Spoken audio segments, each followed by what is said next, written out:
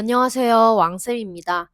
오늘은 한국사 고려시대 훈요 10조와 시무 28조의 일부, 그리고 현종시기 거란과의 전쟁 관련 사료를 보려고 합니다. 먼저 훈요 10조와 시무 28조는 임용시험이 객관식이던 시절 2009학년도 1차 17번 문제에 함께 나왔는데요. 먼저 훈요 10조 사료부터 보겠습니다. 출전은 고려사 세가입니다. 유아 동방, 구모 당풍. 생각건데 우리 동방은 옛부터 당풍을 본받아 문물 예약, 실준 기재. 문물과 예약이 모두 그 제도를 준수하여 왔다. 수방이토, 인성각이. 국가가 다르고 토양이 다르다. 즉, 그 지역이 다르고 인성이 각각 다르니 불필구동, 분별 없이 따를 필요는 없다. 여기서는 그리워할 모자를 한번 볼게요. 이 글자는 없을 막에 마음 심자가 결합한 형태인데요. 사실 없을 막이라는 글자는 없을 막이기 이전에 해질모라는 글자였습니다. 뾰족뾰족 난 풀들 사이로 해가 저물고 있는 것을 표현한 글자거든요. 그래서 이 그리워할 모 같은 경우에는 밑에 마음 심자가 합쳐져서 해질녘에 누군가를 마음으로 떠올리고 있는 것, 즉 그리워하고 있는 것이죠. 따라서 그리워할 모, 사모할 모 하고 외워주시면 좋겠습니다. 또 옆에 조칠 준자도 한번 보면 조칠 준은 높을 존에 쉬엄쉬엄 갈 착자가 붓으로 붙어서 높은 곳으로 가는 거거든요. 높은 곳 또는 존경할 만한 곳을 따라서 가는 겁니다. 따라서 조칠 준이다 라고 생각하시면 되겠습니다. 그리고 마지막 구절 불필구동에서 이 구자가 진실로 구인데요. 여기서는 구차하다라는 의미로 쓰여서 구차하게 같게 할 필요는 없다. 즉 분별 없이 다 똑같이 할 필요는 없다라고 해석하시면 되겠습니다. 다음으로 시무 28조 사료로 넘어가 보겠습니다. 출전은 고려사 열전입니다. 화하지제, 불가부준. 중국의 제도는 따르지 않을 수 없습니다. 연 사방습속, 각수토성, 산안진변. 그러나 사방의 습속은 각각 지역의 특성을 따르므로 모두 바꾸기는 어려울 것 같습니다. 기예약 시서지교, 군신부자, 지도. 그 예약이나 시서의 가르침, 군신과 부자의 도리는 의법 중화, 이혁 비루. 마땅히 중화를 법으로 삼아 비루함을 혁파하고 기여 거마, 의복 제도, 가인 도풍. 그 나머지 거마와 의복 제도는 지역의 풍습에 인하는 것을 허용하여 사사검득 중 불필구동, 사치와 검약을 적절하게 하게 하고 분별 없이 따르게 할 필요는 없습니다. 일단 여기서도 아까 훈요 10조에서 본 조칠 준자와 불필구동이라는 말이 있고요. 그리고 이 빛날 화자는 역사 사료에서 중화를 나타내는 대표적인 단어이기 때문에 꼭 외워주세요.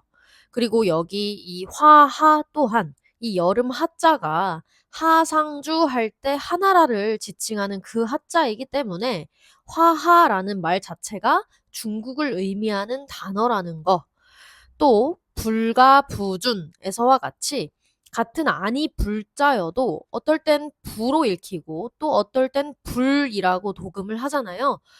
이처럼 아니 불자는 뒤에 오는 말이 디귿이나 지읒으로 시작하는 말이 오면 그때는 부라고 읽는다라는 법칙이 있어서 그렇다는 거 알아두시면 좋겠습니다. 그리고 그럴 연자는 여기서처럼 구절의 맨 앞에 오면 대부분 접속사로 쓰여서 그러나, 그러면, 그리고와 같은 의미로 쓰이고 여기서도 역시 그러나라는 뜻으로 쓰였습니다. 이제 2009학년도에 문제가 어떻게 나왔는지 볼게요. 1번. 가는 중국 문물에 대해 선별적 수용 입장을 가지고 있다. 이거는 수방, 이토, 인성, 각이, 불필, 구동. 즉, 지역이 다르고 인성이 각기 달라 꼭 똑같이 할 필요는 없다. 라는 부분을 통해 맞는 선지라는 거 알 수 있겠죠. 2번. 가는 신라가 중국 문물을 전면적으로 수용하였다고 비판한다. 이 선지는 객관식이기 때문에 좀 어렵게 나올 수 있었던 것 같은데요. 신라라는 말이 딱 하고 나오는 건 아니지만 유아 동방 구모 당풍 이 부분을 보면 여기서 우리 동방이 신라를 가리키는 말이라는 걸 알 수 있습니다. 왜냐? 구모 당풍, 즉 옛날에는 당풍을 사모했다라고 하고 있으므로 당나라 시대 때의 옛날, 즉 신라를 말하는 거겠죠. 그리고 전면적으로 수용하였다고 비판한다라는 부분은 문물 예약 실준 기재 부분을 보면 알 수 있습니다. 문물과 예약이 실, 다실, 즉 모두 죄다 그 제도를 좇고 있다라고 하고 있으니까 결국 2번 선지 역시 맞는 말이 되겠습니다. 3번. 나는 선진 문화의 핵심 내용을 중국의 유교 문화로 보고 있다. 이 선지도 굉장히 매력적인 오답인데요. 의법, 중화, 이혁, 비루 이 부분을 꼭 해석하셨어야 하는 부분입니다. 예악이나 시서의 가르침 그리고 군신과 부자의 도리는 마땅히 중화의 법을 따라서 그로써 비루함을 혁파해야 한다라고 하고 있습니다. 그러니까 고려의 습속을 비루하다라고 표현을 하면서 마땅히 중국의 문화를 따라야 되는 건데 차마 모두 바꾸기는 어려우니까 핵심적인 것이라도 모범으로 삼자라는 거거든요. 따라서 3번도 맞는 선지이고 같은 맥락에서 4번 나는 중화의식 속에서도 전통문화에 대한 강한 자부심을 가지고 있다는 틀린 선지, 즉 이 문제의 정답이 되겠습니다. 그리고 5번 가와 나는 중국 문물을 지칭한 용어에서 가치관의 차이를 보인다. 맞죠? 가에서는 중국 문물에 대해 그저 당풍이라고 표현하고 있는 반면 나에서는 화하, 중화 등 중화 사상이 드러나는 단어를 사용하고 있습니다. 따라서 정답은 4번이 되겠고요.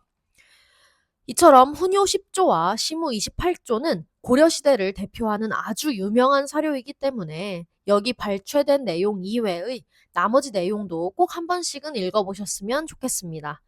넘어가서 현종 시기 거란과의 전쟁 사료 보겠습니다. 2019학년도 A형 12번으로 기출됐던 사료이고 총 2개의 사료입니다. 먼저 첫 번째 사료 보겠습니다. 출전은 고려사입니다. 글단주, 획, 통주성회, 수화남부. 거란 황제가 사로잡았다. 별을 줍는 남자와 부인들을. 각사금의 수, 지봉 일전. 각각 주었다. 비단옷을. 그리고 또 주었다. 종이를 감싼 하나의 화살을. 이병 300여인 송흥화진 유항 병사 300여인으로 하여금 흥화진으로 호송하여 회유했다. 항복하기를. 기전 봉유서 왈 그 화살에 봉해진 글이 있어 말하기를 짐이 전왕 송 복사 조정 길의 구의. 짐은 전왕 송이 복속을 하고 또 조정을 섬겼는데 그 유래가 오래되었다. 금 역신 강조 시군 립유. 지금 역신 강조가 임금을 시해하고 어린아이를 세웠으니 고 친솔 정병 이림국경 고로 친히 정예병을 이끌고 이미 국경에 당도하였다. 여등 금강조 송가전 변즉 회병 너희들이 강조를 체포하고 짐의 앞으로 보내면 곧바로 회군할 것이고 불연 직입 개경 살려 처노 그러지 않으면 바로 개경으로 들어가 너희 처자식들을 죽일 것이다. 정리해보면 거란의 황제가 통주의 성 밖에서 추수하는 남녀를 사로잡아 각각 비단옷을 하사하고 종이로 감싼 화살 1개를 주었으며 군사 300여 명으로 하여금 흥화진까지 호송하여 항복을 권유하게 하였다. 그 화살에 밀봉한 편지가 있어 이르기를 전왕 송이 짐의 조정에 복속하고 섬겼는데 그 유래가 오래되었다. 지금 역신 강조가 임금을 시해하고 어린아이를 세웠으니 그러므로 친히 정예군을 거느리고 이미 국경에 당도하였다. 너희들이 강조를 체포하여 짐의 앞으로 보내면 그 즉시 회군하겠지만 그렇지 않으면 개경으로 쳐들어가서 너희 처자식들을 죽일 것이다. 여기서 거란주는 거란의 성종을 말하는 것이고 전왕송은 고려의 목종 그리고 강조 시군 리뷰에서 군 또한 고려 목종, 유는 고려 현종을 말하는 것입니다. 이 사료에서처럼 거란은 1010년에 강조의 정변을 구실로 고려 2차 침입을 단행합니다. 처음 흥화진에 이르러서는 항복을 받기 위해 회유책을 써보지만 순검사 양규의 강력한 저항을 받고 흥화진을 그대로 남겨둔 채 통주로 진격하여 거기에 있던 강조를 붙잡아 살해합니다. 그리고 개경까지 함락하기에 이르러 현종은 나주까지 피난을 가게 되죠. 그런데 이처럼 흥화진이나 귀주, 통주 등의 북방 요충지를 함락시키지 못하고 곧바로 개경으로 진격을 한 탓에 자칫하면 퇴로가 차단당할 우려가 있었기 때문에 거란군은 현종이 직접 친조를 하겠다는 약속만 받고 서둘러 군사를 되돌리게 됩니다. 이때 퇴군하던 거란군을 귀주 등지에서 양규와 김숙흥의 부대가 크게 공격하여 피해를 입히고 여기서 양규와 김숙흥 둘 다 전사를 합니다. 자, 이제 두 번째 사료로 넘어가겠습니다. 역시 출전은 고려사입니다. 지흥화진 선기병 12,000 흥화진에 이르러 기병 12,000을 선발해 복산 곡중 이 대승관 우피 산골짜기 중에 매복하여 큰 줄로써 소가죽을 꿰어 색 성동 대천 이 대지 막았다 성 동쪽의 큰 하천을 그리고 기다렸다. 적지 결색 발복 대패지 적이 이르자 막았던 것을 터뜨리고 복병을 일으켜서 크게 이겼다. 여기서 이 막힐 색자는 성 동쪽의 큰 천을 막다. 그리고 막혀 있는 것을 터뜨리다 등의 의미로 쓰여서 막힐 색이라고 쓰였지만 변방새라는 음훈도 있다는 거 알아주세요. 예를 들면 새옹지마에서 새처럼요. 둘 다 자주 쓰입니다. 넘어가서 손령, 배압, 인병, 직추, 경성, 소배압이 병사를 이끌고 곧바로 달려 경성으로 가자. 민첨, 추, 급어, 자주, 내구산, 우, 대패지. 민첨이 추격하여 자주, 내구산에 이르러 또다시 크게 이겼다. 시랑, 조원, 우, 격어, 마탄, 참수, 만여급. 시랑 조원이 또 공격했다. 마탄을. 그리고 참수했다. 만여 명을. 여기서 손령, 괄호치고 배압이라고 되어 있는 이유는 실제 고려사에서는 손령이라고 써있긴 하지만 이는 사료의 오류이기 때문에 괄호로 배압이라고 써놓은 것입니다. 소손령은 997년에 죽기 때문에 1차 침입 때에만 등장할 수 있다는 거 알아주세요. 따라서 소손령이 죽고 2차 침입 때부터는 그의 친형인 소배압이 등장을 합니다. 총 정리하면 흥화진에 이르러 기병 12,000명을 선발하여 산골짜기 안에 매복하여 큰 줄로 소가죽을 꿰어 성 동쪽에 큰 하천을 막아서 기다리다가 적이 이르자 막고 있던 물줄기를 터뜨리고 복병을 일으켜 크게 이겼다. 소배압이 군사를 이끌고 바로 경성으로 나아가자 강민첨이 추격하여 자주 내구산에 이르러 또 크게 이겼고 실랑 조원이 또다시 마탄에서 공격하여 1만여 명의 머리를 베었다. 이 사료는 귀주대첩을 대표하는 사료인데요. 작게 보면 흥화진 전투, 크게 보면 귀주대첩의 한 장면이라고까지도 볼 수 있는 사료입니다. 흥화진, 소배압, 강민첨 등의 키워드를 통해서 거란의 3차 침입이라는 것을 유추할 수 있고 또 물줄기를 터뜨려 크게 이겼다라는 등의 내용도 힌트가 되겠습니다. 특히 강민첨은 3차 침입 당시에 부원수로서 상원수 강감찬과 함께 크게 활약한 인물이기 때문에 키워드로 기억해 주시면 좋을 것 같습니다.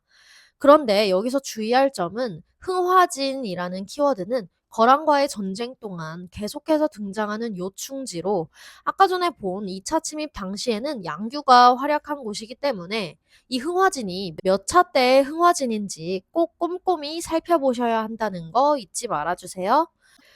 와, 오늘 정말 많은 사료를 봤는데요. 끝까지 봐주신 여러분들 수고 많으셨습니다. 오늘 강의는 여기까지입니다. 감사합니다.